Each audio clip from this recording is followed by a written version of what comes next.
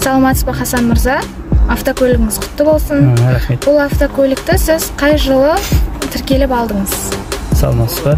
Мен бұны 2020 тіркелдім. 1,5 жылдай болды ғой алғаныма. Тіркеліп алғаныма 1,5 жылдан сәл асты.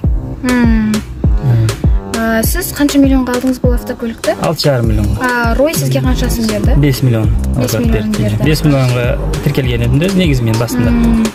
Бұл Рой жайлы сіз қайдан естідіңіз? Ройдан басында неден? Инстаграмдан көріп не қылдым. Сосын көріп қалып, сол жақсы несі пайызы жоқ болған соң келіп, түсініп, түсіндірді бізге Ройдағылар. Сөйтіп тіркелдік машинаға. Бұл Ройға сіз тіркелдіңіз, енді? Сіз адамдар тарттыңыз ба жалпы? Жоқ, адам... Өзіңіздің атыңыздан бауырларыңыз, болмаса үйге тіркелдіңіз? Иә, үйге тіркелдік. Үйге де тіркелдік. Мен машинаға, әйелім үйге тіркелді. Атак басқа адам әкелмедік. Негізі бұл автокөлікті сіз қай мақсатта алған едіңіз? Өзіміз ескі көлік болған соң жаңадан жаңалау ниет еді.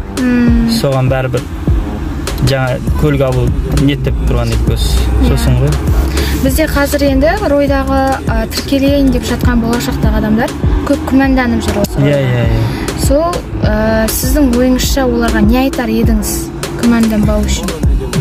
Енді көпшілік сол банк болмаған соң күмәнданып жүр, бірақ еш күмәндануге орын жоқ. Өйткені бұл асарлап алып атқанымыз бәріміз. Қанша көп адам тіркелсе, қанша көп адам сеніп не қылса, асарлап көп адам өлі, көп адам машина болуға болады. Еш күмәнданбай сала беруге болады. Ешқандай процент жоқ, ешқандай. 1 миллиондай жинақтадым. Осы 1,5 жылда. Өзім 5 миллион егесінде аударып берді машинаның. Маған 4 миллионны қалғанını бөліп шығарып берді 47 айға.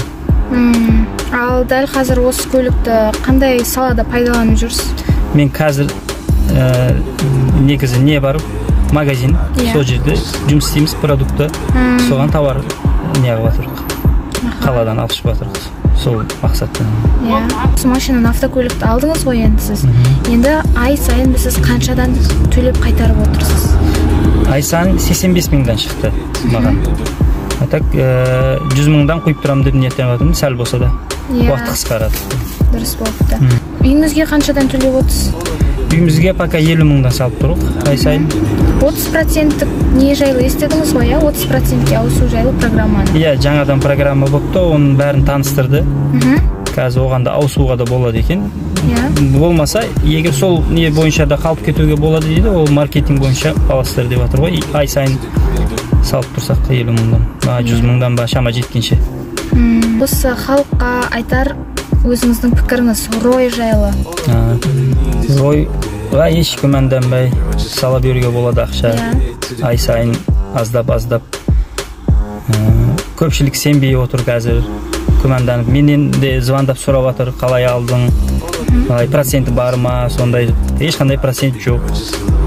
Бәрі тиынгеше ақшаны бөліп, айырып тастады салған ақшамды, қалғанын бәрін тең бөліп берді. Бізде теледидарға түрлі сұрақтар шығып жатыр. Яғни, Рой пайызсыз баспана деп алып, әлі де үйлерін бере алмауда деген секілді түрлі өсектер тарауда. Сол өсектерге сіздің көз қарасыңыз қалай? Өсек. Ол бәр нәрседе бар ғой, ол өсек. Кім көре алмаса сол өсек таратады ғой, үстінен жазып. Өзімізде де көрдік қой, салғанымыздан кейін бір кісілер Ройның үстінен жазып, біразға тоқтап қалды. Иә, сол. Онда өсек таратпауыны айтар едім, оның не керегі бар, оның біреуін аяғында балта шабы, жақсы өргендей берген, жақсы сіздердің салымшыларыңыз көбейе берсін. Рахмет сізге. Машинаңыз құтты болсын тағы да. Рахмет.